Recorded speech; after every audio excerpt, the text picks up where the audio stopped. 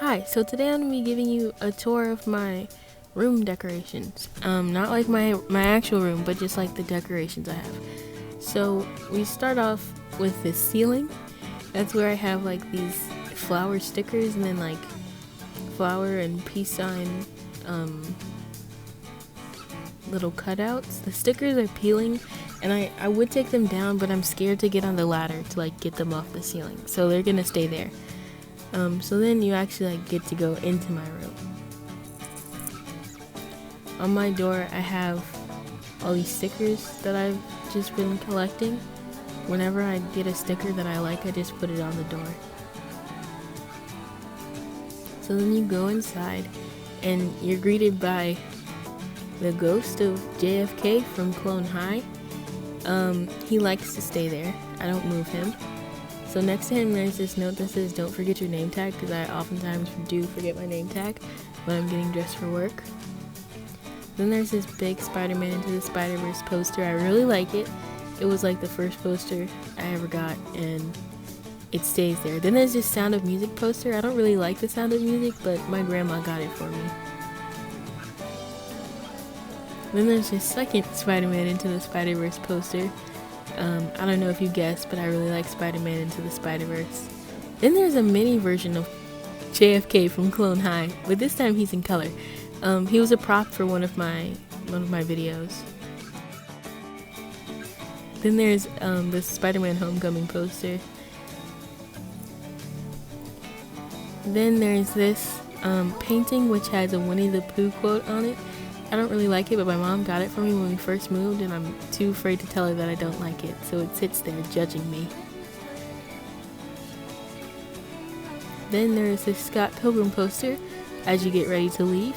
It's kind of creepy because it like watches me when I sleep, and I don't really like it, but yeah, that's all my room decorations. Alright, so week 2 project says give y'all a tour. Right now, it's kind of dark outside. I kind of forgot. So I'm just going to do the games. I was going to do my neighborhood, but we're just going to do the game collection. So the first game we got in a Saints Row case is Sims 4. I don't really play it like that anymore. I've grown out of that. And in the Watch Dogs case, we have the actual Saints Row the third game. Yeah, I need to get better on my cases. But this is right here. It's one of my favorites, you know. It's a classic, you know. In this case, we got Dead Rising 3. It's a little zombie game. Cases. Yeah, you know, nothing more to really say about that. Right here we got Watch Dogs 2. One of my favorite hacking games. Yeah, good story. I would recommend. Now here goes one of my like top 3 games of all time. GTA 4, right there. GTA 4. I mean, I've been playing it since I was like 5 years old, bro. Look at that.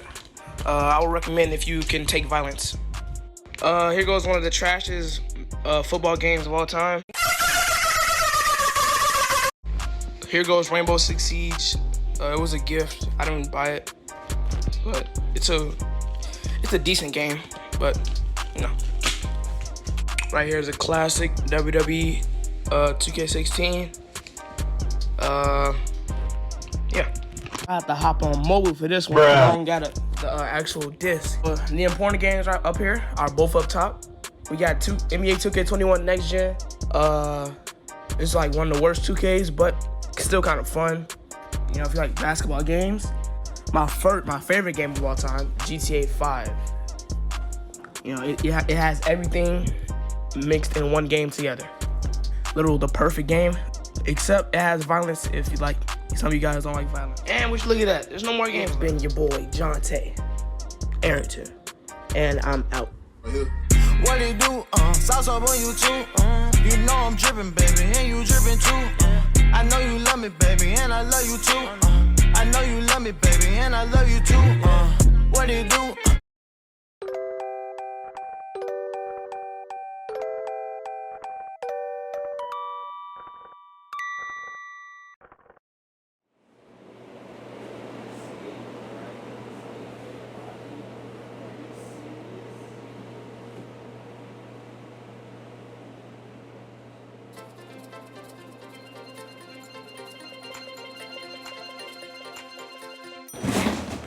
Whoa, okay. Hi. Hello. Hi, it's me. Hi, Diego Ramirez. How's it going? Welcome to my tour. Smash Bros. Tour. Favorite game. Love this game. Awesome game. Woo! That's special effects. Today you're gonna be seeing me introduce to you, some gameplay of me playing with characters I play in this game, like Cloud, Joker, not that guy from Batman, Link, or Young Link, Piranha Plant, and Dark Samus. Alright, I'm gonna speed run through this real quick, so I hope you enjoy it. Thank you. 3, 2, 1.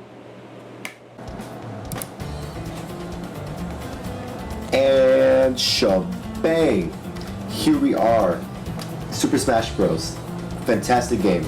I hope you like what I did with the chroma key. I don't know. It looks cool, I guess. So you can see more of the game. But yeah, we're gonna speed run through this real quick. Oh yeah, might as well just put this down a little bit because I need to concentrate. I think 6 is pretty good. Okay, so we're gonna put this cloud, bang. So we could get through this real quick. This is one stop. Let's get through this, guys. Alright. So, Cloud is basically a character from this game called Final Fantasy VII. Final Fantasy VII is a, what do you call it? A JRPG, an action game. They just made a whole remake, right? Which is pretty fun, actually. It's on PlayStation. It's really fun. One of my favorite games up to date. Another favorite game of mine. This character right here is like a go-to character of mine. Main character, my number one. And it's pretty fun. Boom.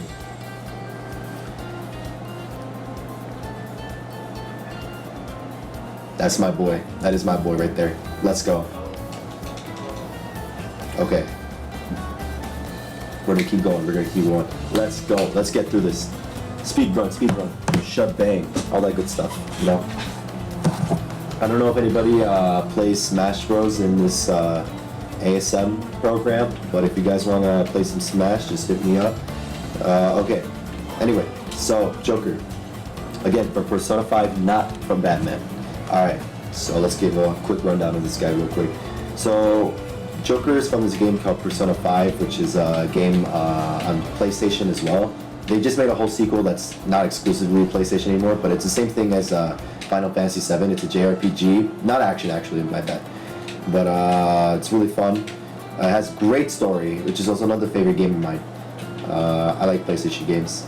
It's pretty fun to play with. He's my second main character. Like my second go-to character. Yeah. And he has a really cool victory pose theme. I don't know. He's just running. Look at him run. Look at the boy run. Man, that's what you call a natural born Chad. Like, come on now. Alright. Shebang. Man, I kinda made this a little bit too easy. I usually play with like level 9 CPUs, which is kinda difficult, but you know, it's whatever. Not to flex, but you know. Let's see, another one, my go-to, Young Link. Let me give you guys a quick overview of that guy. Okay, so basically, Young Link is from the series called Legend of Zelda. He's like the young version of Link, which is, you know, the main character of the whole game. I don't know why they call it Legend of Zelda. If anything, it's like, it should be like Legend of Link or something. I don't know. He's pretty cool. I play with Young Link because he's pretty fun.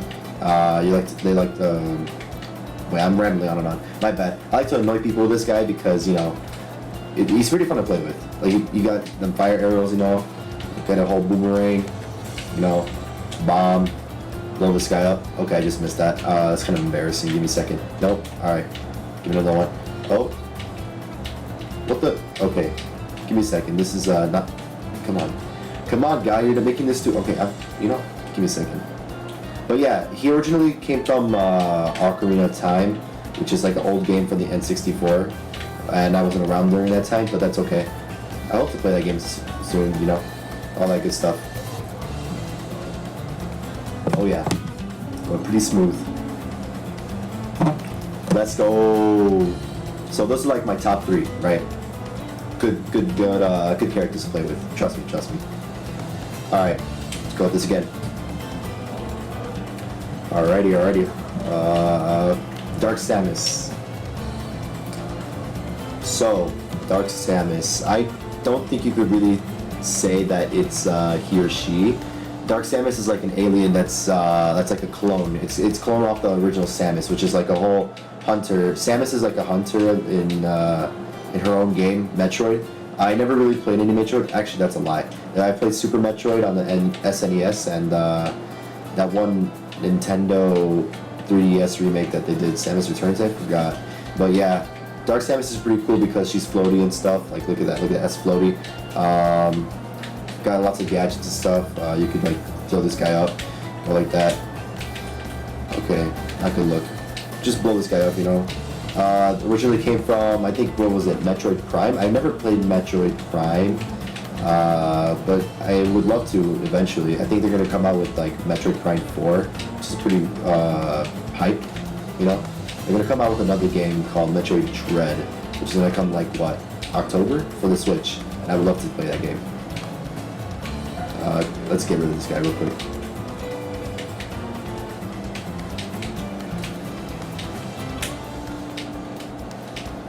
Give me a second. Cool.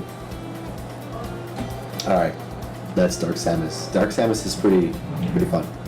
And she looks cool. I'm gonna call it she because it's based off of Samus, and Samus is also she, but yeah. She looks cool.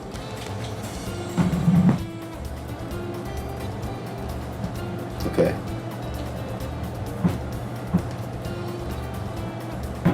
Alright, now last one. Piranha Plant. Ooh. This one is also an annoying character I like to play with. I like to annoy people with this one special move that I always use. Let's see. Well, not all the time, but let's see. Let's give a quick rundown. Obviously, Piranha Plant, I don't know if you guys play Mario. Piranha Plant comes from Mario. It's an enemy of Mario. Surprisingly enough that they added this guy to the game. Pretty fun character to play with. Looks pretty cool. With this mouth and everything. You know, go like this. Yeah, that's a spiky ball. You can go like this. Let me show you something really cool. Propeller. Yeah, something like that. Flying stuff. Oh, and it just consumed my stuff. Or you could just hit him with, hit her with the poison cloud. Hold on, let's see. But yeah, Super Mario, we all know what that is. Mario and Luigi, shout out to them. I don't know. But yeah. Alright, let's get rid of this. Just ultimate win. Alright.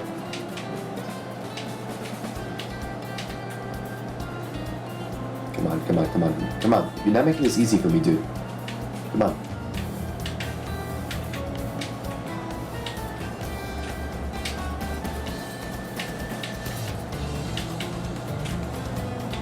Okay, give me a second.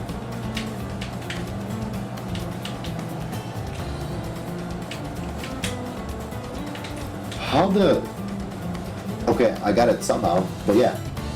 Pretty fun character to play with.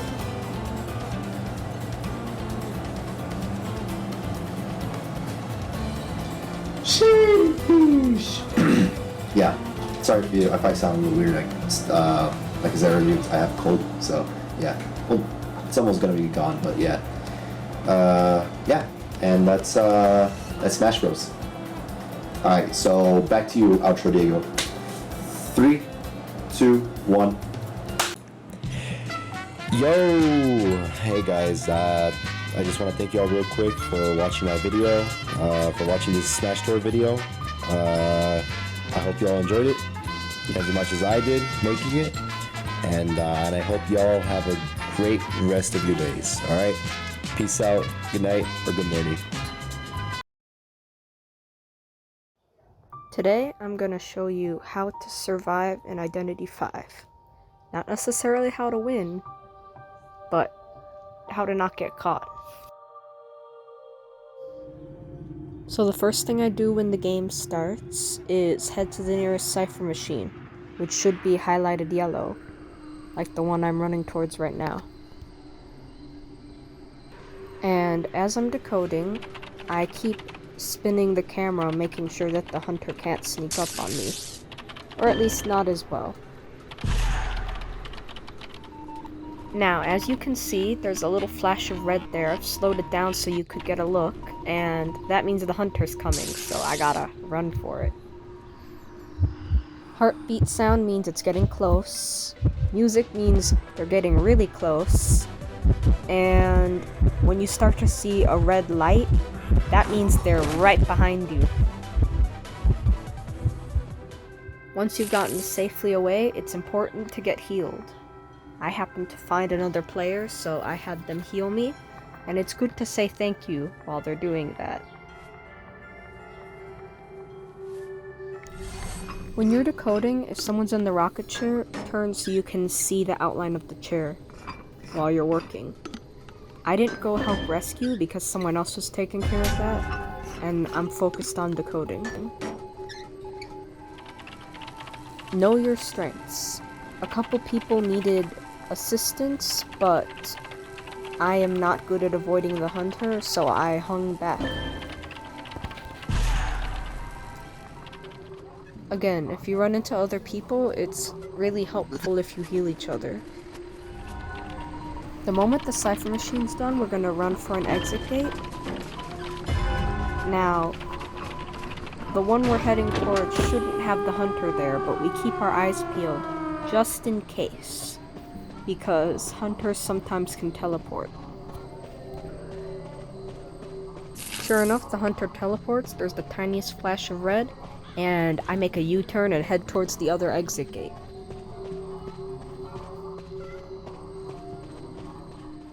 My teammate just got hit by the hunter, but they've already been in the rocket chair at least once, so there's genuinely no time to save them before they get blasted off, so I just apologize and go on with leaving. So I hope you enjoyed this tutorial. The main thing to remember is keep a lookout.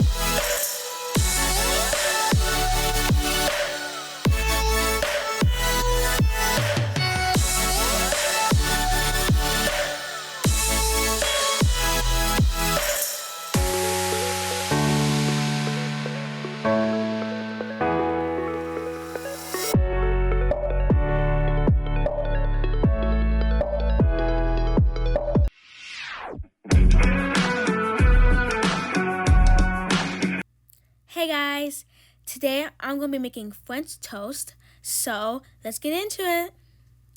For this French toast, you're going to need some Texas toast, 1/4 cup of milk, 1/4 cup of sugar, 1/8 teaspoon of vanilla extract, 1 egg, a pinch of salt, and a sprinkle of cinnamon.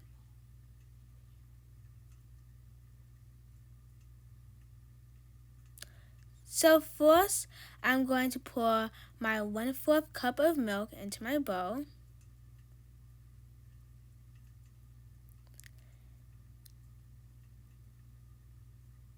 And now I'm about to add my 1 egg.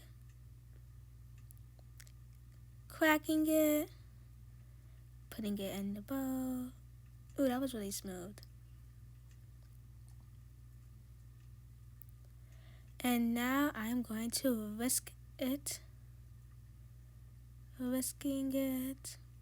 So yeah, whisk it for a little while. So after it's all whisked, now I'm going to add my 1/4 cup of sugar. And I'm going to whisk it some more.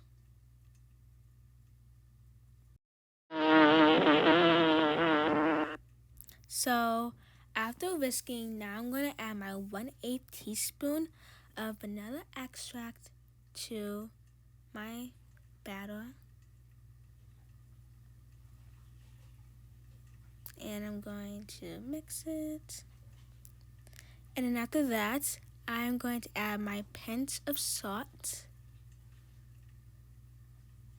And I touched the butter. It was like kind of soft. Kind of felt weird. And now I'm going to add my sprinkle of cinnamon. If it will come out, okay, there it is. So yeah, now I'm going to sprinkle my cinnamon. And I'm going to whisk some more. So now we moved on to my pan. You're going to turn the pan on to a medium heat.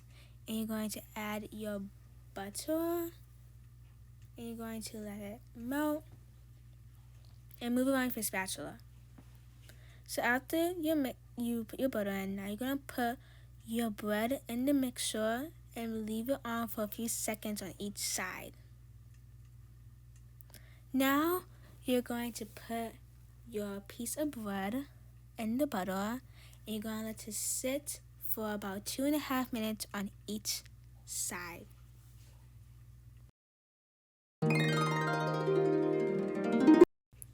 So now, after 2.5 minutes, you're going to flip it over. As you see, it has some bubbles at the bottom. So that's how you kind of can tell when it's done. And this is me trying to flip it with one hand and it flipped. So that's how one side looks like after 2.5 minutes.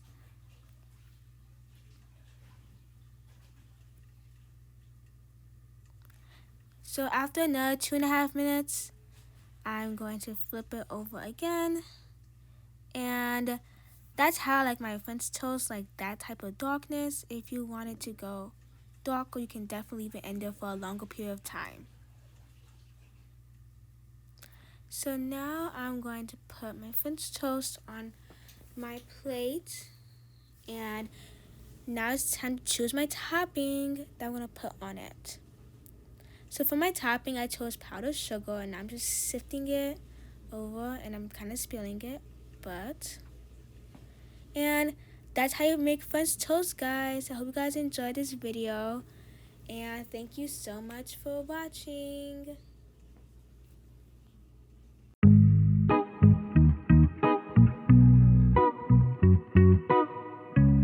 Hi, does your handwriting suck?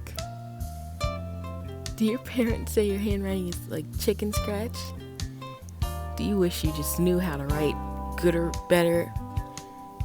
Me too. I'm going to teach you how in just 3 easy steps.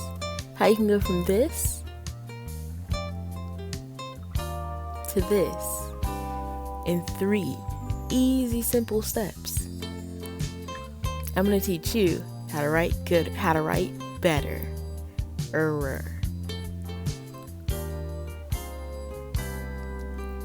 So first, we have to take into account my actual handwriting. This is how I write when I'm writing for myself. This is how I write when I write fast and when I'm not really paying attention. It's certainly something. I can read it, I think. Well, actually, I can't read it.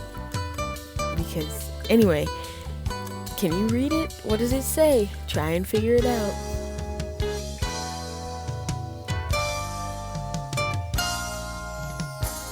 Was it too tough? Here's the answer. Okay, so now I'm going to teach you how to write better. First, this is my number one tip. Slow down. I like to be a speed racer when I write because I'm trying to get my thought out as quickly as I can before it disappears. But you gotta take it slow. It's not a race. Next.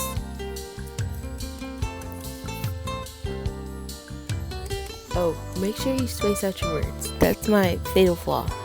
My mother is always saying, Grace, if you don't space out your words, I'm not gonna let you write anymore. So maybe I should start spacing out my words. And then lastly, take care when writing your words. You gotta be conscious when you write. So you gotta make sure that you're not just muscle memory is cool. We all know how to write, but you gotta write using your brain. You gotta craft these letters, And yeah, that's pretty much it. Oh, and add a little personality. It's okay if your writing isn't perfect, because mine isn't. I actually don't write how I'm showing you in this video. I write the first example. Yeah, that's it. Remember to practice your signature and figure it out. This is my signature. I'm giving it to you because I'm famous. So take care of it. Okay, bye. Go write better.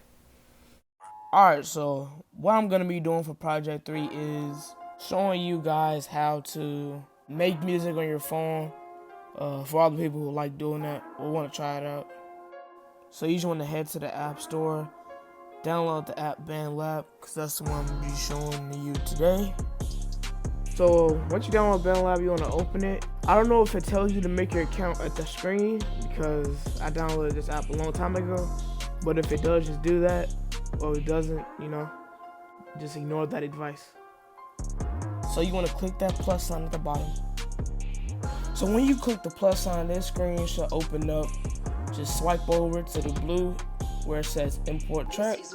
Click it. Now click where it says more at the bottom.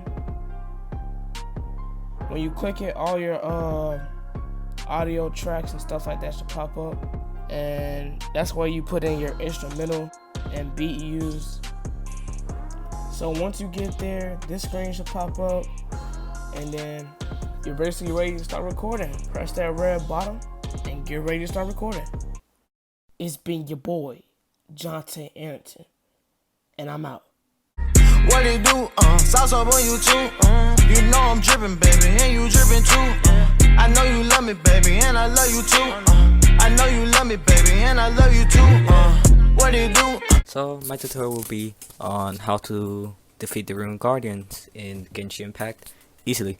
The first, what I decided to go with, and I think it's the best one, is use Amber, since she's an early on character and it's probably the only character with a bow that you can use. I don't know if there's other characters with a bow. I'm barely adventurer rank 16, so that's pretty low. If not, use whatever character with a bow that's actually better than the Ember. But if you don't, then just use Amber. She's fine enough. What you want to do is keep distance with the Ruined Guardian. You don't want to get close to him, because yeah, you could defeat him, as you will see in another clip. But he will have the upper hand and probably will kill most of your characters while you're trying to go melee with him.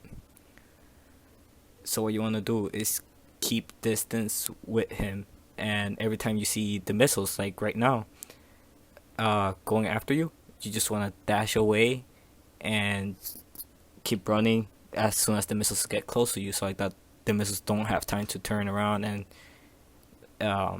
hit you. As you see right now, he was doing the little spin attack where he just spins around with his arms. That is the advantage of being far away. He will not get you doing that. Like, the only thing you have to worry about is the far range missiles. After hitting him in the eyes, that will happen where he would just like turn off and sit down, and that's what you want to aim for. You want to just get the bolt and shoot him as many times as you can in the eye while he's down. Then while he's down, switch to your strongest character, whatever character it is, and what you want to do is just spam your strongest attack or whatever attack you have on him and hit him as many times as you want. That would cause a lot of damage. When he wakes back up and gets back up, you want to switch back to Amber and do the whole thing again to keep range, keep sprinting, keep space between you and him, and just go for the little aim in the little back, like the little circle with the yellow on the back when he's doing the missile attack, because if you hit him like in the right spot at the right time, you could cancel that attack. And if not, then just dodge the missiles. They're not that hard to dodge, and just keep shooting him in the eye. While you do that enough, he will keep sitting down, and eventually he will go down by doing that.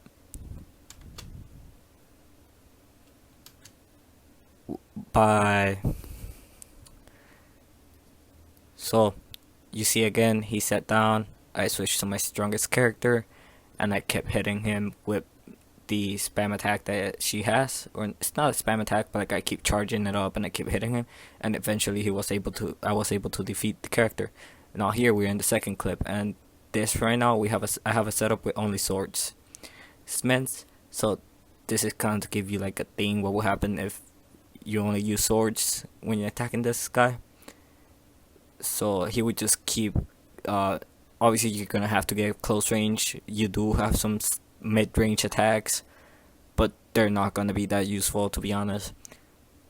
Right now, like, only my sword is only doing like 17 something damage, which is bad, and my special attack only did like 136, so that's good, but still not enough. So mostly when you're doing close range and doing swords, you're gonna want to be using your E or Q or your 2 special attacks, because those are probably gonna be the ones that do the most damage, or charge your attack, your normal attack. So what I was doing right here, just kept switching characters, so like that all my characters, not only one had the most like damage in him, but I just kept switching characters, so like less damage. Each character will have less damage taken, and I just kept trying to go at him while he wasn't like doing any attacks. But as you see, once you get close range, he will often do the knuckles, where he punches both knuckles hitting you, or he will stomp on you, or he will swing his fist, which is not very good, because then you're gonna get hit by it and then lose a lot of health. As you see right now, I lost a lot of health while doing that, which in this place I'm almost dead. I will admit I had something, I do not know what it was, but I had something that was regenerating my health when I was not using my character, so that character does regain health back again. But as you can see, I'm just trying to avoid him as much as I can while my attacks charge up, and I trying to swing my sword as much as I can and avoid his attacks, but it keeps getting stuck in between like debris that's around the fighting arena. And right there he has the clapping attack, which gets you in the middle, squishes you, and does a lot of damage to you. So what you want to do is just try to just attack when you're doing swords, when he's not trying to attack. Or if you have a character like this one that his E attack is, or his like secondary attack is a shield, where you cannot take damage at all while you have that shield open, then use that. That will be great, and that will help out a lot. But right now you can see that because of his wind attack, this character ended up dying. That's a lot of damage. Eventually killing my character and switching to the other character. From here on out, this is where things get bad because most of my characters die on this. This character I don't like. At first, when you're low level or more low level, like probably like up to rank 10, this character is gonna be pretty good. But I guess I haven't leveled him up because I did not level him up. But it still doesn't do good amount of damage, and that sword that I gave him, I think I have it fully maxed out, and it does like 140 attack damage, and it's barely doing like 14, 19. So as well, the characters I have are not very good, so I'll admit that. But you could kind of see the point that when doing melee damage to him, it's gonna be a tough fight, and most probably you're gonna lose a lot of your characters. Right here, like my character was very, like the Ruin Guardian was very low health. With me using Amber, I could have just kept range and just hit him a few times in the eye and probably just knocked him out a few times, and a lot of damage would have not happened there, and probably I would have kept all my characters alive. But as you see, he ends up knocking me and this character dies while I'm trying to go up to fight him, because if the enemy goes out of the arena, he will fall back kinda, and he will regain all of his health back again, and you will have to fight him again, and you'll basically be at a disadvantage. So I got lucky and it didn't teleport him back to the fighting arena near the chest, so I was able to fight him near this wall, and that was okay, that was not bad. And I got lucky that the Guardian got glitched, and he was only able to do that attack and get stuck there. So I was able to like climb up, hit him a few times while he did the attack, get down, avoid the damage, and that's how I was able to finish him off. Because probably if I didn't do that, I would have died and I would have lost all my characters, and I would have lost the battle. So this is why I recommend doing a far range character.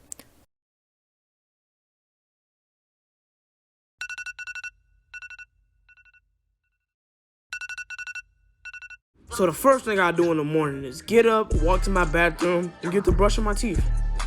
On the weekends when I have nothing to do, I'll just walk back to my room, admire my LED lights, and just play the game for a couple of hours. Hey, Miss Grace, my day. Let's go!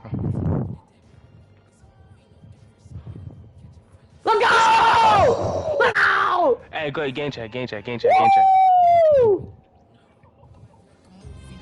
After I'm done gaming and all that good stuff, I settle down to eat me some delicious food. Now, I did go out on the weekend with my friends, but silly me forgot to record the whole thing. But we did go see Black Widow in theaters, the new movie. I think it was really good. I'll give it a 7 out of 10. What it do? Sauce up on you too. You know I'm dripping, baby, and you dripping too. I know you love me, baby, and I love you too. I know you love me, baby, and I love you too.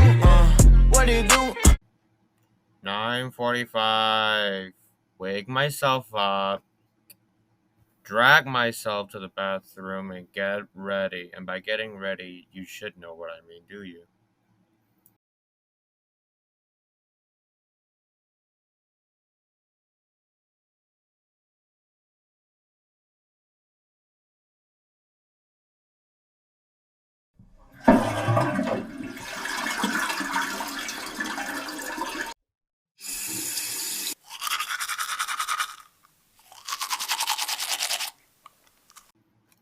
$9:52 a.m. The next thing after dinner, breakfast in my mouth. I think that's self-explanatory, isn't it?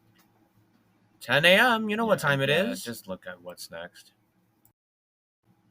11:30. ASM finished. Now over to volunteer at that camp.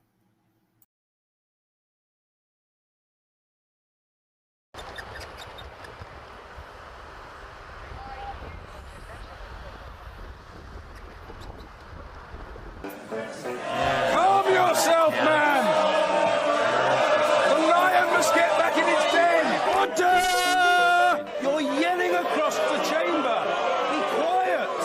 Mr. Jacob Order. You are overexcitable and you need to contain yourself. It requires you to take some medicament, and so be it. Order, the Honourable Order! This kiss a ginger activity is probably perfectly lawful, but I've got no plans to partake of it myself. Order! Order! Order! No, you're... 3 o'clock. Drive home. Is there something big in store?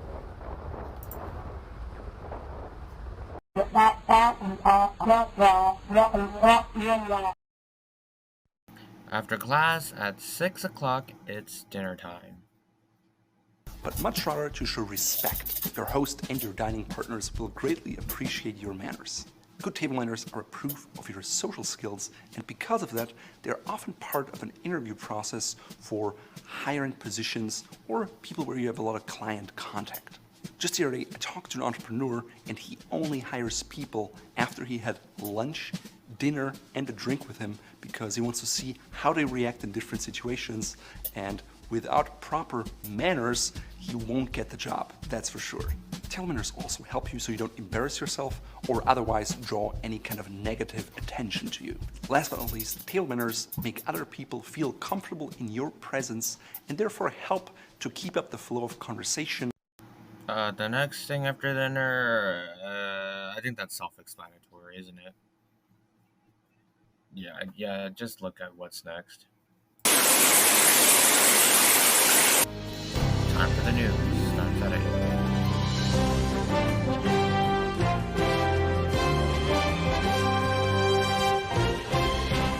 Major funding for the PBS NewsHour has been provided by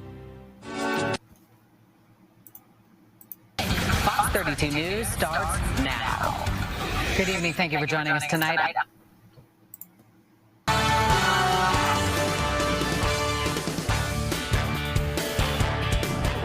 Good evening. Then after the news around 10:35, 10:40, it's about time to sleep.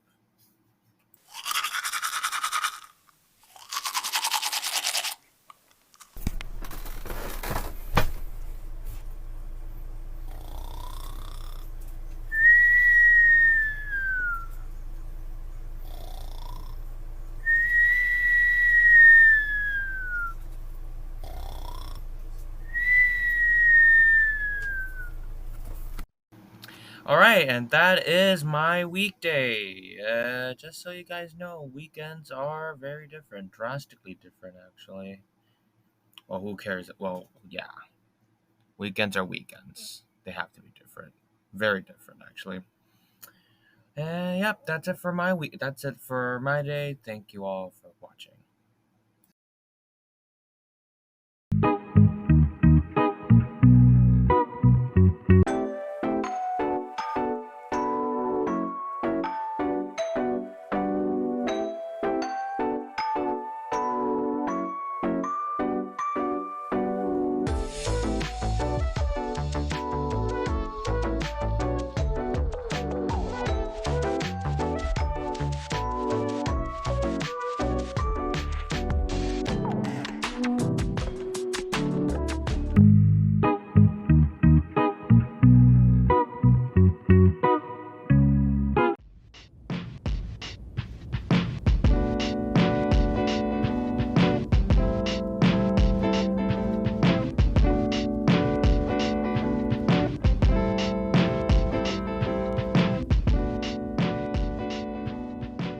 We all come from different backgrounds, different settings, different upbringings. We tend to look at each other and think, oh, this person's nothing like me. First, we act way differently, we look different, we have nothing in common, etc. But then you have to think, we're all programmed the same way. We all have our own interests, our own reaction towards certain things. Same as how I can like something, you can like something else. This is so much as liking the same thing, it's just a general feeling and emotion of liking something or having some sort of passion towards something. We all share those same emotions. It's just brought out differently depending on the person. I think we could also apply that to mental health. Me, I can be okay right now while I could go and ask somebody else, how are you feeling? They could say, oh, I'm not feeling too good. Same as how they might not be feeling good. I could look back and think, oh, well, the other day I wasn't feeling too good. It's just a matter of hearing somebody express their emotion or how they feeling and instantly know what they're talking about because you've been there in one way or another. I think anybody should be able to speak out and express how they feel, and we should be able to listen and understand. For me, physically, I am not satisfied, mainly because my body is not where I want it to be right now. Overall, I've been feeling physically okay, mentally stable, and emotionally stable. So I'm going to buy a gym membership starting tomorrow. Mentally, that's questionable because sometimes, I feel sad, mad, happy. I'm feeling fine. Ain't really nothing been disturbing me lately. Peace has been perfect. My mood just goes to a whole lot change throughout the day, and I think that's because I don't know what truly makes me happy besides certain things I can't always rely on. Emotionally, I feel like I'm always, sometimes I feel like a ticking time bomb. Like I feel like my emotions are going to get the best of me because they do all the time. I feel like I'm always angry. I feel like I'm just trying to work. Just based off of that, we've all been there, like I said, one way or another, brought out in some sort of way. We don't experience the same things, but I can say we do experience the same emotions. Everything been really smooth lately. Things been going great. Summertime, I just been, cool. I haven't had any mental disturbances lately, only because my mental has been the same for a very long time, and nothing has changed about that, even though I am trying to change that, but I guess I'm still working on it. I have not had any types of mental disturbances. I try my best to keep out negative energy or as in distractions that could cause damage or harm to my self-awareness and also to my mental health in order to keep it on a stable level without any disturbance. Like I said, we all have different upbringings, but I think behind everything, there was something, maybe even just a thought that occurred while we were younger that sort of affected our mindset permanently and still affect the current version of ourselves. When I was younger, I was a child. I really wasn't much I could really struggle from. And if I did, I'd go to my safe place, which was watching cartoons, I guess, when I was younger, or watching anime. When I was 10, I found out my grandma had terminal colon cancer, and I wasn't supposed to know that. And I found that out over a phone call between my other grandmother and my mom. Growing up, I most definitely struggled with my mental health and emotional health. As I feel most kids my age and older even still do to this day every now and then, regardless if they want to bring it to the light or not. And I just really cannot believe it. I went in the bathroom for like an hour crying my eyes out and all that. When she finally passed away, I started struggling with anxiety and depression and stuff. I still have anxiety today, but not as much depression. I mean, life has gotten slightly better. As to what triggers it, it's really just little things that people can, not all of us can explain our emotions like when you're going through it, it's like you're living in the moment of it. You can't really express it. But when you're trying to explain it after the fact of it happening, it's like rehearsing lines. You feel like it's a story that you can't really tell because it doesn't feel like it's your story. My emotions, I did not know how to control them. I was always angry. I was crying and stuff. When I moved schools, I was just a different person. I was mean. You're having a hard time explaining it, and it's like you want to let the people know how you feel, but it's just that little part in your body just doesn't know how to convey every emotion that's gone through you. I feel it was a lot going on, so it was like a riot of emotions. I was sad, I was angry, I was at a state of like two different mindsets. I was doing things out of the ordinary, out of my character. That's how bad it was in my opinion. I know for a fact that I can go up to anybody and ask, would you want to be healthy mentally or emotionally? And we'll all have that same answer. Yes, obviously we all want to be in that position in life where we're not going through any mental or emotional struggles, because we all know it's not a good feeling at all.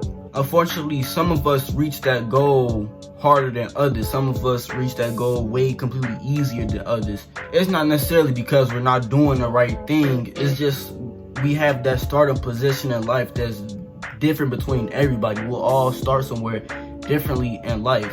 It's up to all of us utilize what we have in whatever position we're in and change ourselves to that mindset and that state to be completely healthy and fine and just be free from struggles and hardships.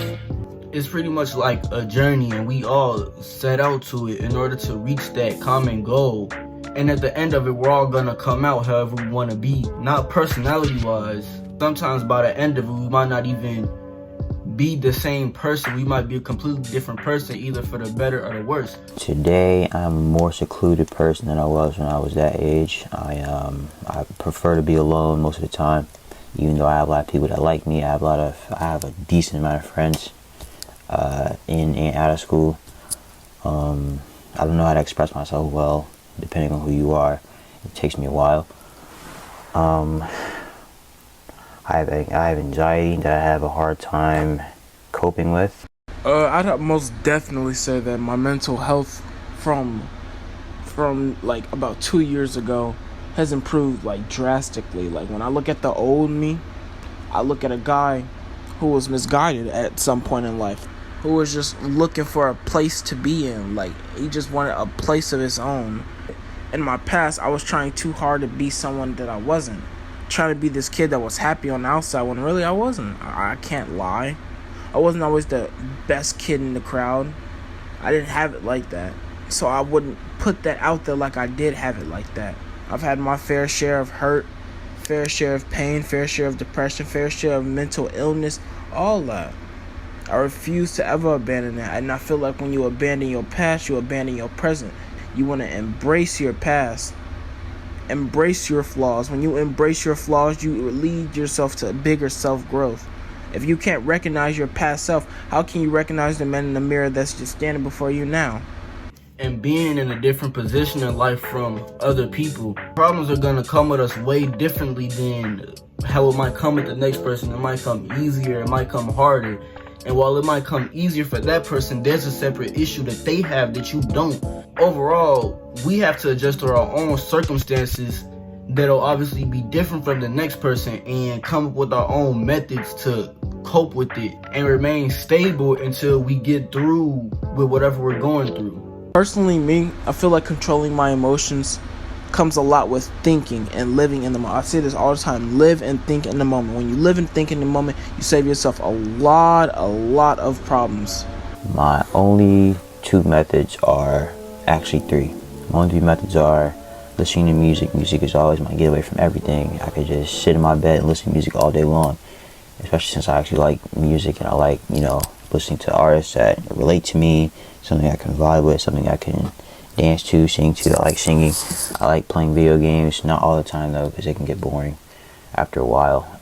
And my last one is working out. I don't do that often, mainly because I don't have a place to do that, but I'm gonna get a membership tomorrow. That's another way. Like working out really makes me build confidence in myself because I don't really have that a lot. Every action has a reaction.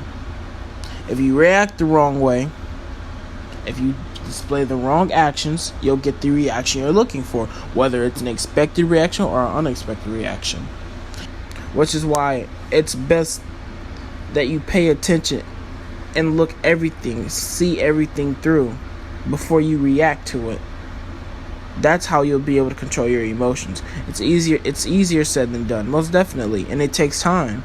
But as long as you're willing to put forth that time, it should be fine. If you ask a person, when have they been the happiest they've ever been, you'll likely have two different answers. You have a person that says there's still a future ahead of us. There's no telling if I've been the happiest I've ever been.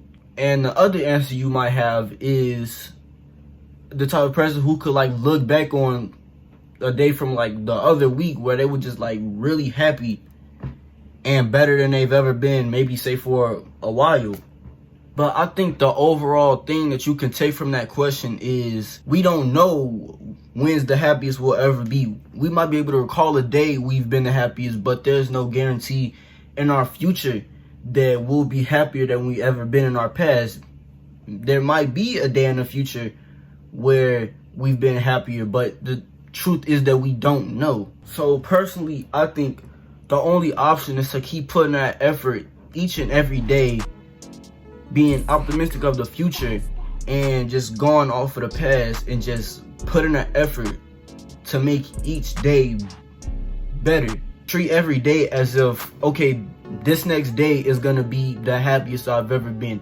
I haven't felt at my peak that way in a long time. Probably the only time I'd say I feel that way is when I'm working out, doing stuff, because my only mentality right there is just become better than who I am, which is all I want to do in my life. That's all I want to do is be a better person than I am right now, because you know, the way people see me in my life is not how I see myself when I look in the mirror. Like, you know what I'm saying? Like not like working out just doesn't work out my body, it works out my mind too. But emotionally and mentally, that's the only time I feel like I'm happy, or if I'm hanging out with my girlfriend. I can't say I've been at my peak emotionally, physically, and mentally. I'm still getting there. I'm still finding myself, like every kid my age should be.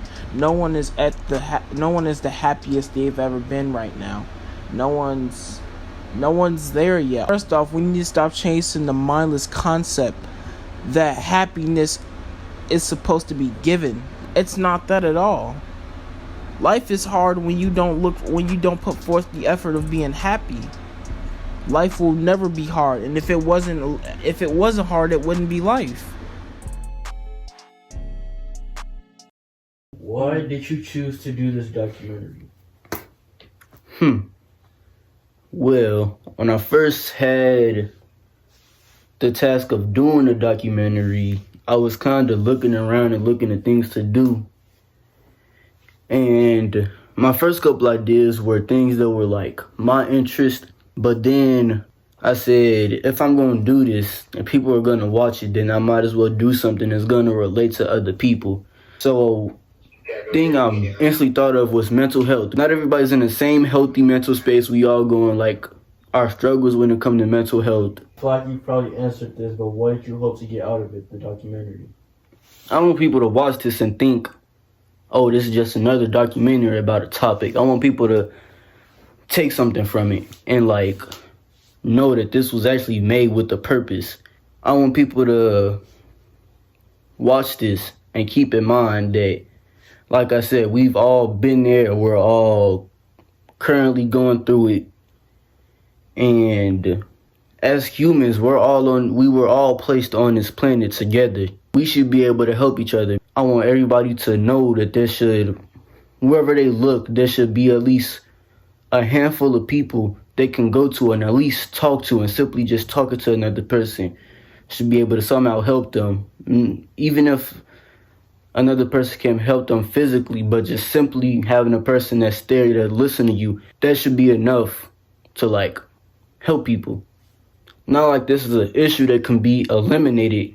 This can prevent a lot of like worse outcomes when people begin to have these mental problems and mental issues simply be solved by just having somebody that can relate to you. Just simply that.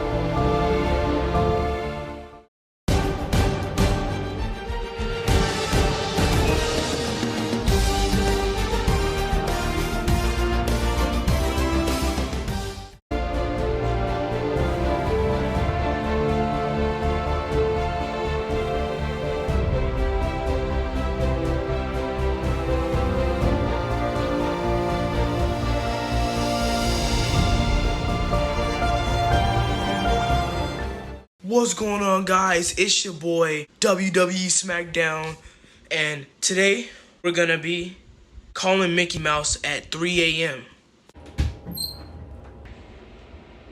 Come on, are you doing that YouTube thing again? It's not what it looked like. I wasn't doing like those 3 a.m. videos. You know what? Sit down. Since you want to keep doing them little YouTube videos, I have a little story for you. But I don't want to hear a story though. Do you think it matters like what you want? You're gonna listen to the story. So, you see this picture right here, Tommy? This photo was found on DeMarcus Cousins' phone back in 2017. With this phone was a recovered video of him recording a 3 a.m. challenge, just like how you're doing right now. Hold on, wait a second, pause. Do you honestly expect me to believe that story? You still don't believe it, huh?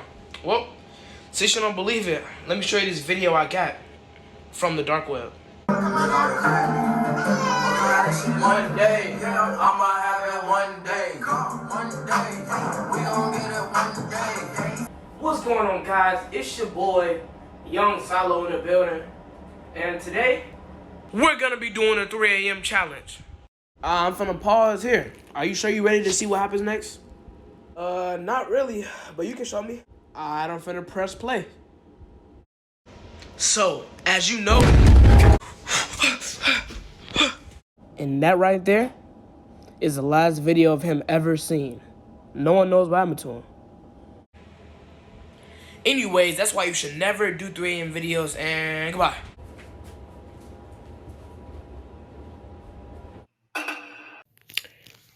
Ugh, 7:58.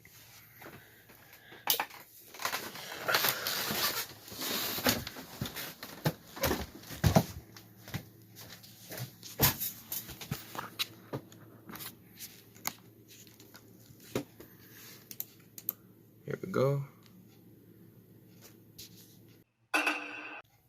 Ah! 8:30, I'm late!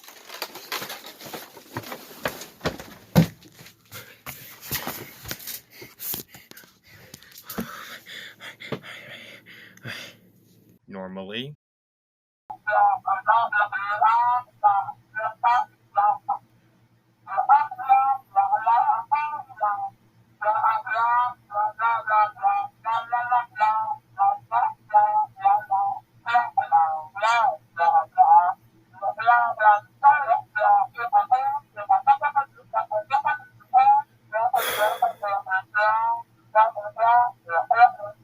You know, you get what I mean. But sometimes this could happen.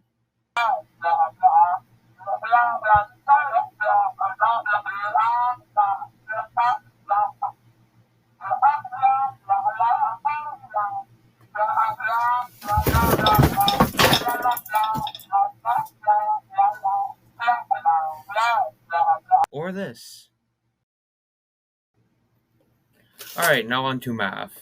I have prepped a math question for all of you. What is 1 plus 1? What is 1 plus 1? Ah, Stanley. Would you be able to answer this question? What is 1 plus 1? Stanley, are you there? Are you there? Are you there? Hello? Your camera's not even on. Hello, are you there? Are you sleeping? Is your Wi-Fi out? Raise your hand or something. Type something in the chat so I know you're here. Anyone? Hello?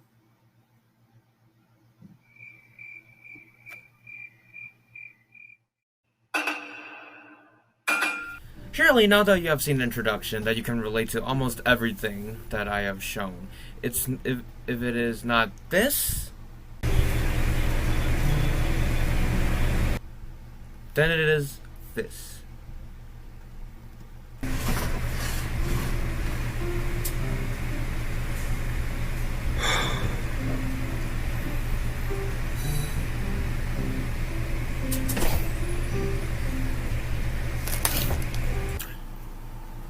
Now, to get another student perspective on remote learning, we have an interview.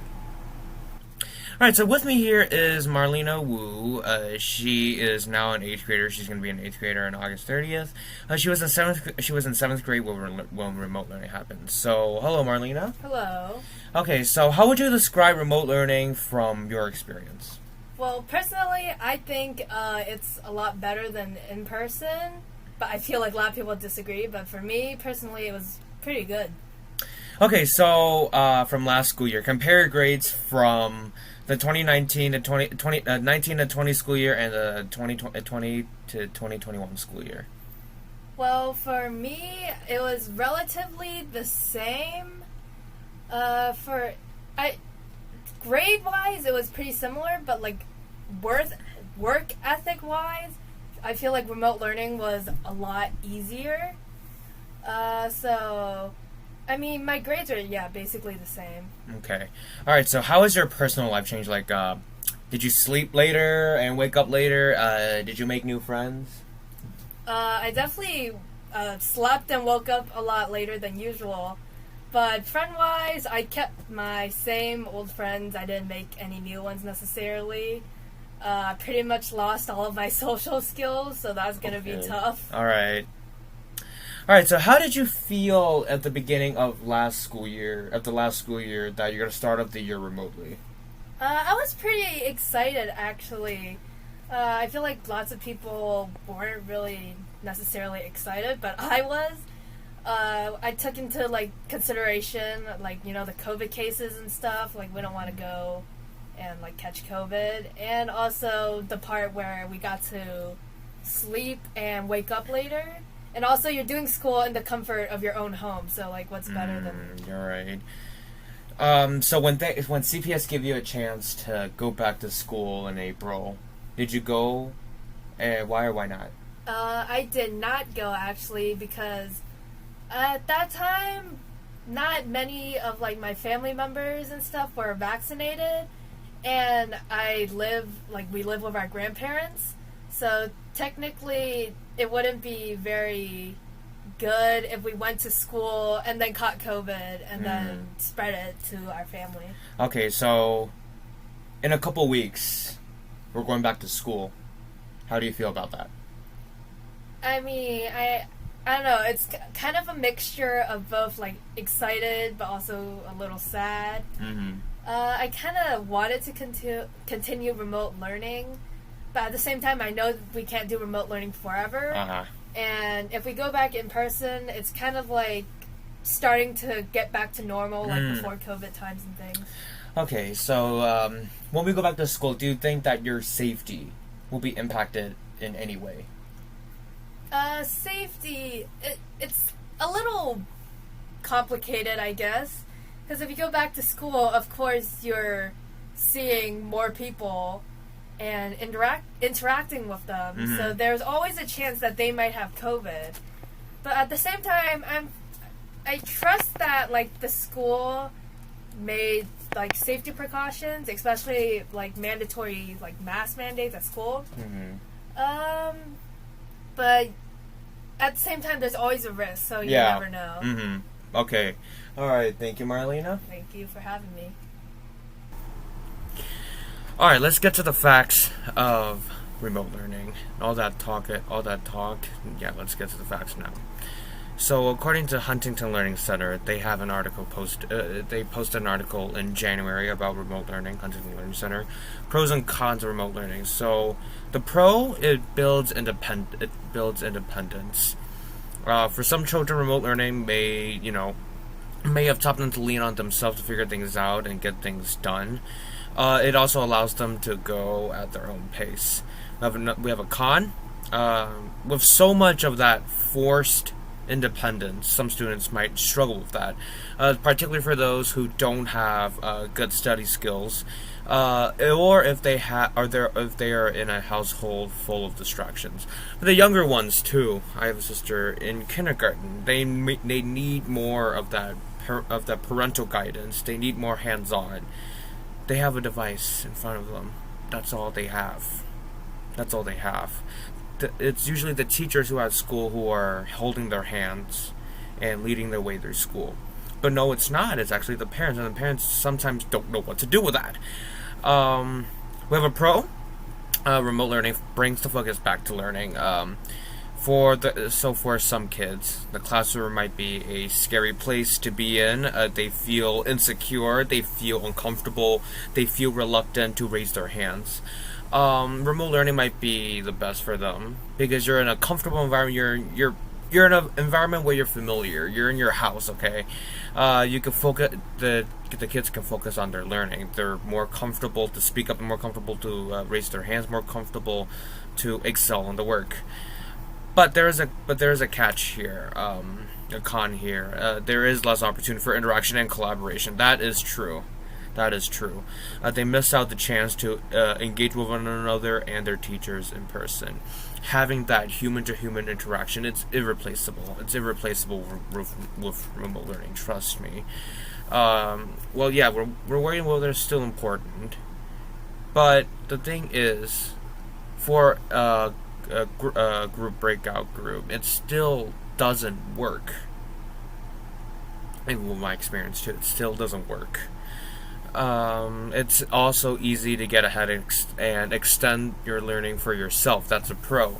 You're moving at your own pace. No one knows what you're doing. Okay, so you can go at your own pace. You can, if you think what the teacher thinks it's boring, what the teacher thinks, what you think your teacher's teaching is boring, you can go ahead.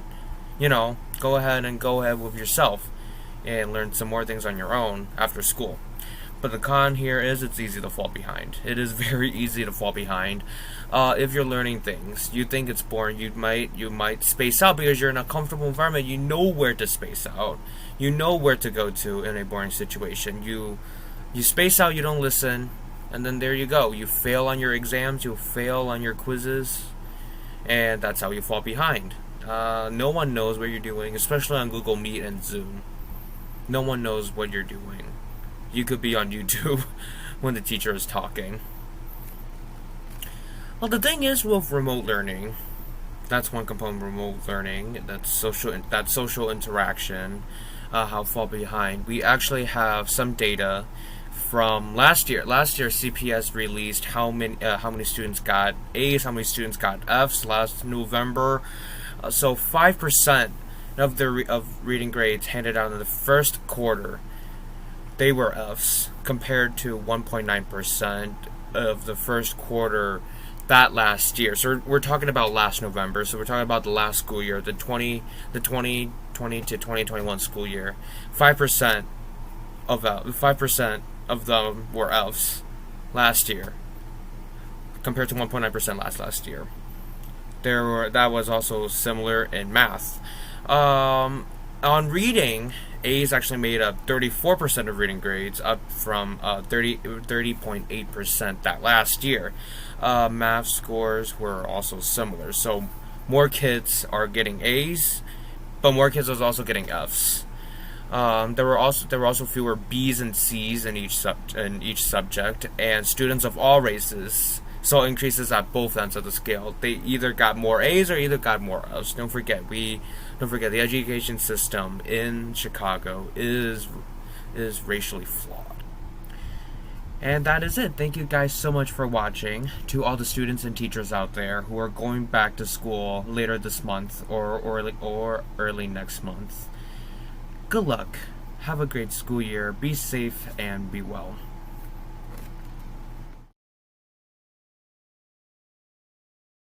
So, you want to play the Scout from Team Fortress 2? Well, you've come to the wrong place. But, I have some tips if you still want to know. I'll start with a bit of an explanation of what the Scout can do and his role when playing the game. The Scout is the fastest class in the game. He moves at 135% speed, if that makes any sense. To put it simply, he goes fast. With this speed, the Scout can flank the enemy team and get picks on the important players such as snipers or medics. Or, you can go fast, also can double jump, which allows him to move even more mobility potential. You can go fast to be annoying as possible. The Scout also can double jump, which allows him to move even more mobility potential. Onto the Scout's arsenal of weapons. The Scout has 6 primary weapons, 7 secondary weapons excluding reskins, and 8 melee options still excluding reskins. Each weapon has different function and changes the player playstyle. Sometimes major changes, sometimes minor, but a change nonetheless. Stock. The stock scattergun is the base weapon of the Scout. It is well balanced and powerful. I can't say much about it because it is the baseline of the Scout weapons, and I am slightly biased because it is my preferred scattergun. Force of Nature. The Force of Nature is a 2-shot scattergun that deals major knockback to whoever the Scout hits, and it can be used for extra mobility if you shoot at the ground or at an angle to be pushed up. While Force of Nature only has 2 shots, it does more damage per shot than at close range. The problem is the first shot usually knocks the enemy too far away, and the second shot does low damage. The Soda Popper is very similar to the Force of Nature in how it has 2 shots with similar damage, but the Soda Popper does not do the knockback of the Force of Nature. Instead, it has a height meter that fills with damage. When activated, it allows you to do a quadruple jump, or more. I can never really remember. The Babyface's Blaster. The Babyface's Blaster trades the mobility of the double jump for an almost 40% speed increase once you fill your speed meter. The Blaster only has 4 shots. Without filling the meter, you go 120% speed. But once the meter is full, you go around 170% speed. But you lose it all if you take 25 damage or you double jump. The Backscatter. The Backscatter is similar to all other scatter guns or any weapon that works best from behind when the enemy does not know you're there. The Backscatter only has 4 shots and increased spread of bullets, but it deals mini crits when you are behind someone and hit their back. The Shortstop. The Shortstop is a 4-round pistol shotgun thingy. It is for more long-range battles, and with mouse 2, you can shove an enemy away. But you need to be point blank, which is exactly where the Shortstop is weak, and it does not even push them far. Also, there are like 7 hidden stats on the Shortstop. I'll put them on the stats on the screen now. I'm not going to go over the secondaries or melee options for now unless I mention them later, but now that instructions are out of the way, on to the tips. Tip number 1. Now, if you wish people to respect you in game, you will need a name to prove that you are cool and have the skills of a professional scout main. Your name must be threatening and strike fear into your enemies. Let me think for a moment. I believe I have the perfect name. The Ultimate Gamer 3000. Now, you have the perfect name, now into the profile picture. You must select the stock Scout Uber. Now, you're prepared to do some gaming.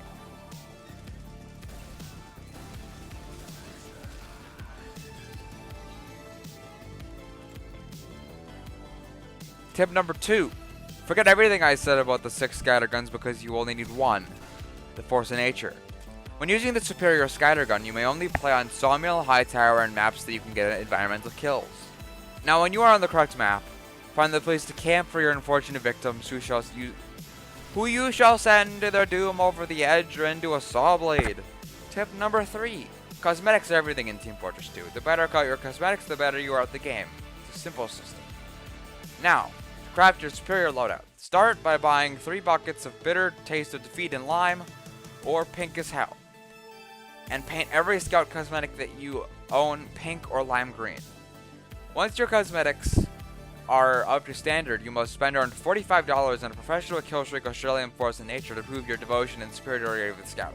Okay, tip 3.5. Now, if you're truly committed to Team Fortress 2 and the Scout, you can spend $6,499.99 on a golden frying pan and have the most expensive melee option of the game, but you turn your enemies to gold when you kill them. Totally worth it, right? Now, on to the golden frying pan montage.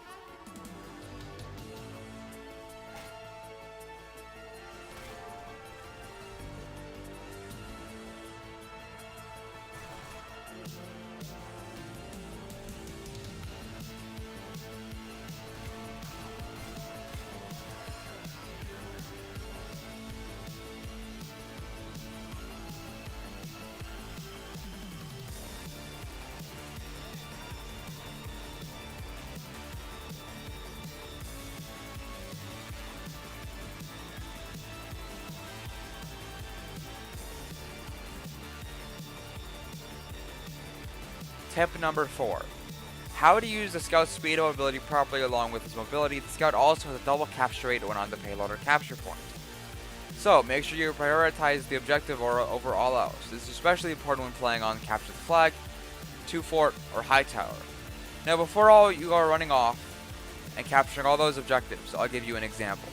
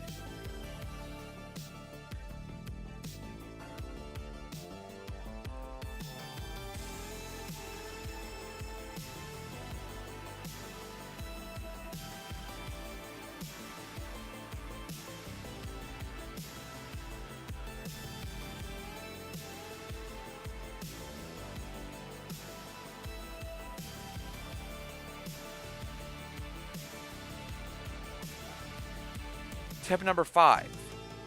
The Scout is a very close range and some say squishy class, aka has low health.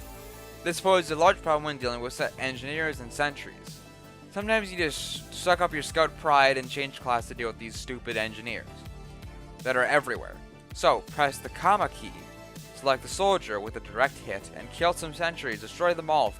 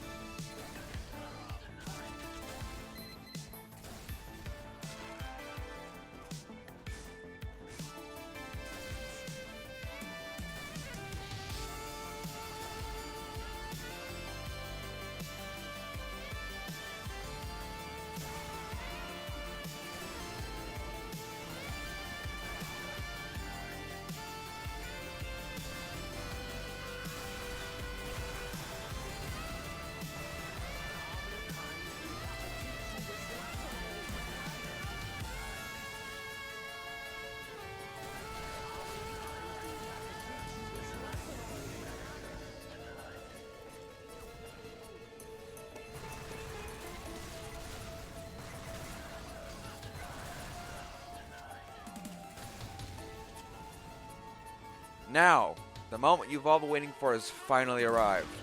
The final and most secret Scout tip of the video. I present to you the best melee weapon in the game, the Holy Mackerel. Now you might be thinking, a fish is not a weapon. What do you mean? And I would say you could not be more wrong. When you're using the fish, you strike fear in your enemy's eyes and humiliate them by killing them with a fish. And they get sad, or mad, and angry, and play worse. It's the best and probably only psychological weapon in Team Fortress 2, which makes it superior. Boom. Facts. Bye.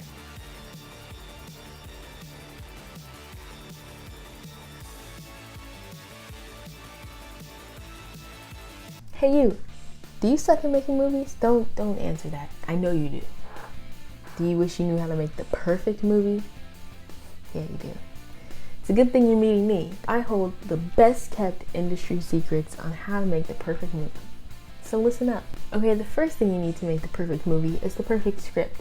To make the perfect script, you need the perfect story. And to make the perfect story, you need the perfect characters. I could go on, but let's stop here.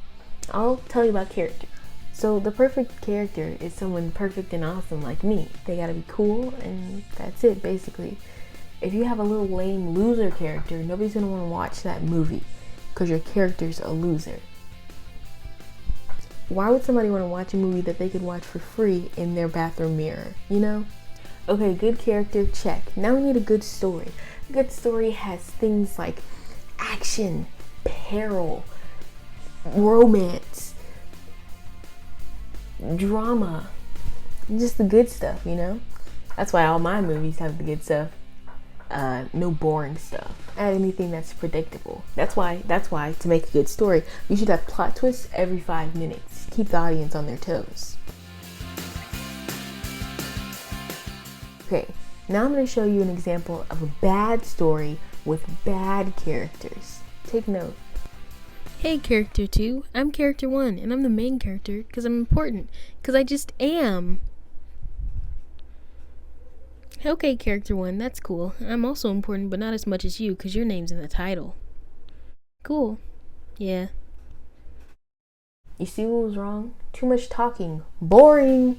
You need stuff that's interesting, like SFX and stuff. Now I'm going to show you an example of a good story with a good character. Pay attention. Hey, I'm character 1, and I'm the only character, because I'm just that cool. Now that was an awesome scene, right? Did you catch the difference between this one and the first one? This scene had music and visual stimulants. The first scene was too talky and too long. This scene was only 5 seconds long. It could only be that long so that it wouldn't be too powerful for your little brain. Now there's one final secret I need to tell you. And if you haven't listened to any of the other secrets, just listen to this one. This is the most important one. Whatever movie you decide to make, it doesn't matter if it has action or music or SFX. The movie you decide to make needs to come from your heart. It needs to be powerful and passionate and something that you care about. Otherwise, nobody will want to watch. Bro, I'm kidding. Nobody cares about that. I don't care about your feelings. You need promotion. That's what you need. That's the final secret. You need to promote your movie so that people will want to come see it, because the more people who come see your movie, more money you make. And the more money you make, the more movies you can make. You see what I'm saying? That's it. It's that simple. Yeah, I hope you learned something. If you didn't, maybe you should watch this again and listen this time and try to take in the information. And yeah, that's it. Hopefully one day you can be as awesome a movie maker as me, and you can get one of these cool spinny chairs. So, peace out.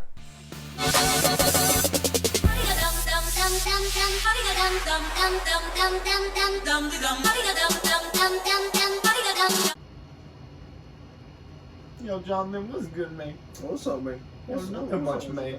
Just chilling, you know what I'm saying, man? Kind of bored at the moment, you know what I'm saying? What's on your mind, man?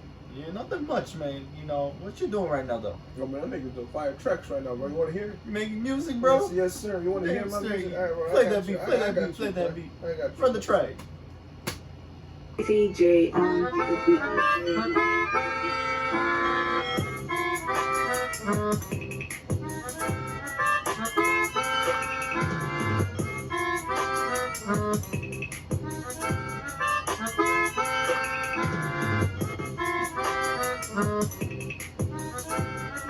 Man, that's some good stuff, man. Race on the boogie.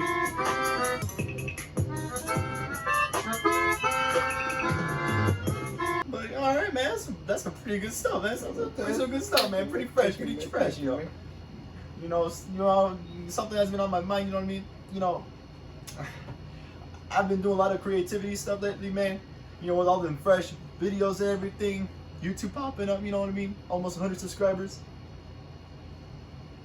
But anyway, you know, friggin', I don't know what to do. You know, I still want to keep the channel popping. So how do I keep the channel popping? What do I do, man? Man, you gotta make some music. Make some music? Man, you gotta make what I'm making, bro. You gotta make some heat. You know what I mean? Make some fresh beats? Yes, sir. Or you can do the lyrics too, man. The lyrics? You know what? Tell you what. I'll make the beat, and how about you write some lyrics, bro? Write some lyrics. Do I do the vocals? That depends on how you feeling. But if you want to get some vocals, go ahead, man. You know, I got you. But like, how do I write the lyrics? Where do I find the inspiration? Man, you gotta find inspiration, man. Going outside, man, or whatever you listen to. You gotta find inspiration, man. Ooh, so I go outside in the real world and you go find some, some radical, magical inspiration. You gotta find some places, bro. You get inspired. You gotta get inspired, man. You gotta go out, man. Inspire the fire, you know what I'm saying? Yeah, you gotta meet people too that inspire you too. Okay, I got you, man. I'll cook something up. I got you. Alright, that's good. You want me to make the beat, man? You want me to make the let's get this bread, bread, bro. Let's get this bread. Yeah, that's right. Let's go. Alright, I'll be right back. I'll come back with something fresh. Of course, man. Alright, man.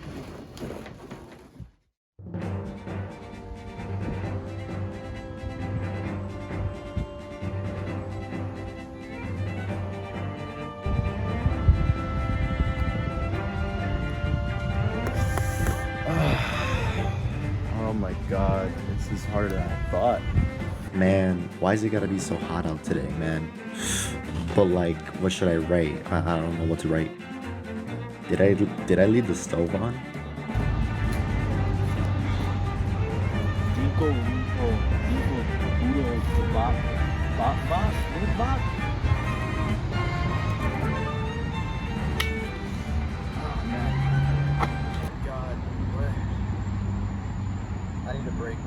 I need a break.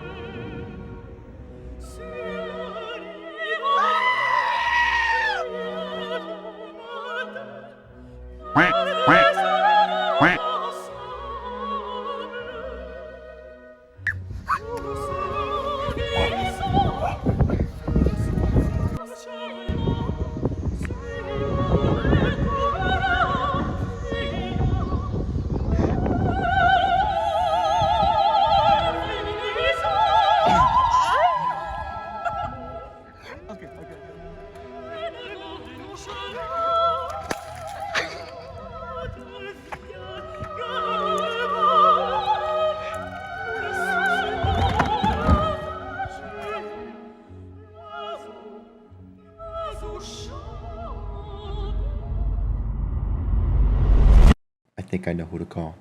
I must call the one. It is he who shall guide me through this obstacle. Alright. Let's see if it works. Let's see if he's home.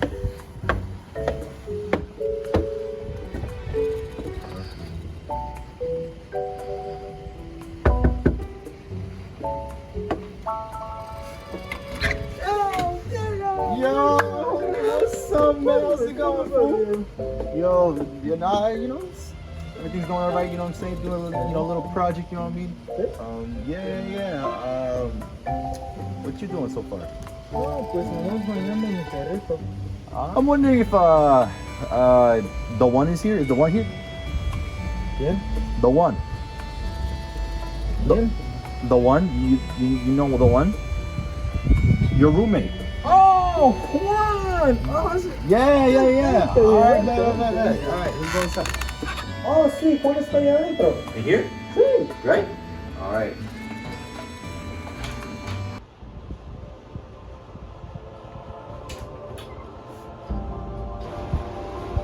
Yeah, bro, I'm the one you're looking for, man. Wait. Yeah, bro. The one. I need your help. You see, right now, I'm kind of in the middle of making a song, right? But I don't know what I'm doing and I'm lost.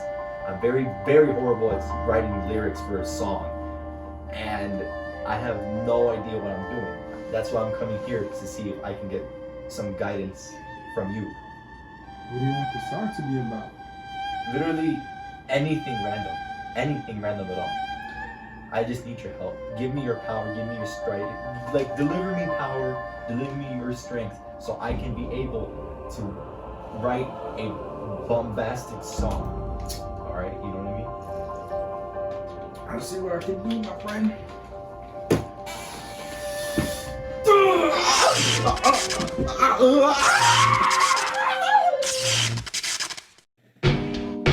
Ayo, trust me, I don't know why I'm doing this, but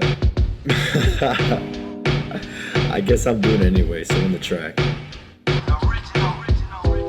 Dinkle, winkle, dinkle, winkle, boodle bop. Woke up early this morning off the bed, feeling right on top. Hey y'all, how you doing? It's good to know, I guess I'm doing music as a sideline. I'm fine. Thanks for asking. This is my first rap, I hope I'm not caught lacking. Came through with the view, you come see me relaxing. Got done with the video, I guess I'm into acting. I mean, look at me, I look fly. The hair's fine, the face is fine. This is a sign, it's time to shine. Without the crust or dust, come on, me can trust. Out here being random with the rhymes and bars, I'm about to bust. My name's MP5 because I go hard like the eagle. It's okay, trust me, I swear I'm not lethal. Instead my rap name's, get this, San Diego, because I burn bright like a mother fuego. Wow, that took a lot. But it's okay though, we can keep going. Just make sure we keep the beat running. Verse 2, let's get it. Shoutouts to my mommy and my daddy. Without them, I wouldn't be the way that I am. Not that they're weird kid from grammar school. I took some time on myself and why I think that I'm cool. I hope. I have a little dog. His name is Steve. Little dude so fresh, you can call him Fabrice. When we walk to the block, we make 100 degrees. Pass through my enemies and treat them like they're freaking fleeces. D. Oh wait, please hold up. I had to fart. The only thing I got to fix the case with no computer parts. Yes, this song's a work of art. Yes, I like to think I'm smart. Just make sure you don't come at me in a game of freaking Mario Kart. Did I forget to mention beats from Odd Future? Shout out to the creator. He's an earthquaker, and I'm a cool skater. Please don't be a hater, kinda hungry at the moment. Tell the waiter I'll be there later. Bruh, I don't even know what I'm saying at this point, but whatever. Verse 3, let's get it. Alright, listen. I'm a lyrical, miracle, spiritual individual. This rap is so fire, one might say it's super critical. I think Marvel's the best, that's too political. But then again, I like Joker, guess I'm hypocritical. This song is so fire, having fun is my desire. Still got some more to go, come on, just hear me out, bro. Alright, everyone, settle down, settle down. From my homie Jonathan to my bigger brother G. Out here feeling amazing, not to mention we're super clean. I also had some fun this year. COVID's ending's coming near, it's getting super clear, so get up, it's time to cheer, yeah! It's all about the wee-wee, the way-way, the vey-vey, the I-bay-bay. Hell yeah, that's our motto, yet even we don't know what it means. We're just a couple of random dudes. As I was born in 05, what a time to be alive. We're always out here cruising, you never see us losing. That's our awesome anthem, so turn the freaking amps up. But I gotta get out of the house, man, right into the blue. Rocking with the homies, yeah man, that's how we always do.